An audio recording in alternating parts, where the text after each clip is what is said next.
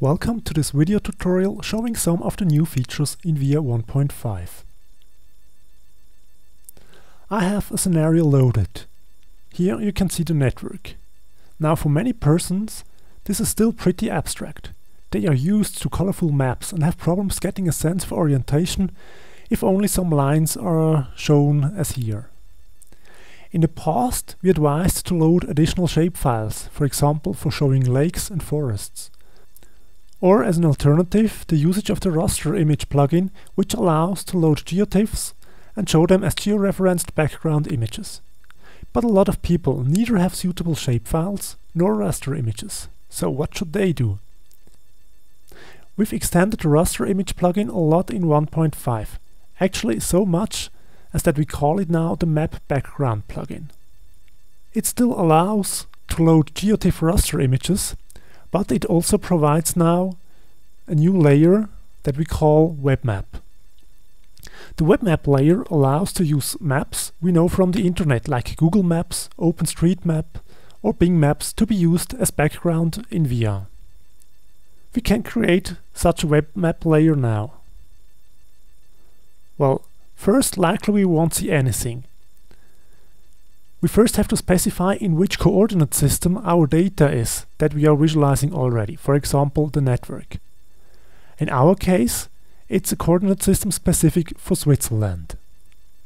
Once we set the right coordinate system, VIA knows how to place the background map, and there it is. We can now simply move it down the layer hierarchy to use it as a background. Now we should probably change the colors of the network such that it's better visible on the map. There is a list of map providers available to choose from. For example, this is the default OpenStreetMap type, but we can change this, for example, to the transport rendering we know from OpenStreetMap. Or we can also choose, for example, Google's Terra rendering. Please note that the web maps use a very special coordinate system, transforming all the visualized data, like this network, the vehicle positions, activity positions, facilities, transit stops and so on, to this special coordinate system would slow down VIA quite a bit. So VIA doesn't do this. Instead, it just scales the map as good as possible and makes sure the map is at the right location in the very center of the visualization area. But this may, depending on your actual coordinate system used, introduce some shifts and artifacts at the borders and corners. Now let's hide the web map, change the color of the network and come to another new feature of VIA 1.5. It is one that was often requested and we are happy to finally have it available. Export and import of styles and views using a new metadata manager. Probably you know the situation. You have made some great visualizations, set up the right area to make screenshots of for a report, and now you would like to use the same setup for another scenario of the same region. Until now, you had to try to move the view around until it matches more or less, often less sadly. The new metadata manager is available in the Tools menu. First, let's export some settings. We can choose which styles from the layers and views should be exported. We could export all at once, or we can only select some specific ones. For example, I only want to export this view and network style.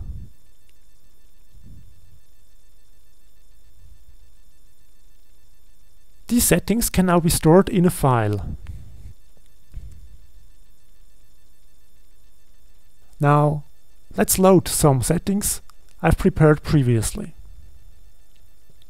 When we select the file, VIA shows us what information is currently stored in this file and which one we can import. For example, for the network layer, I stored a car-only style, and for the vehicles layer, a style selected called by mode. So we just select them all and say import the selected ones. And now if we go to the styles, for example for the network, we have this new car-only style directly available. This also works for views and naturally for all the order styles of other layers. This makes it very easy to produce consistent screenshots across multiple case studies in an area. Now, the last new feature I want to present today is the select facility analysis. Everybody likely knows the select link analysis. We can click on a link, for example here the bridge, and we see how many agents travel across that link from where they come and where they are going to, as shown in red in this image here. Now, this kind of analysis is also available for facilities.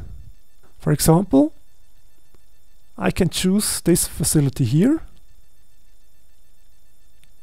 And now we see all the routes that the agents take to arrive at this facility or when they depart again from this facility. Let's hide all the other facilities so we only really see the routes. Zoom out a little bit. And then we have additional options available to say, okay, show me only those agents arriving here, what routes they take, or show me the routes they take to depart. Naturally, again, we can also adapt the colors, for example, setting this down to 50 agents to get a better visualization.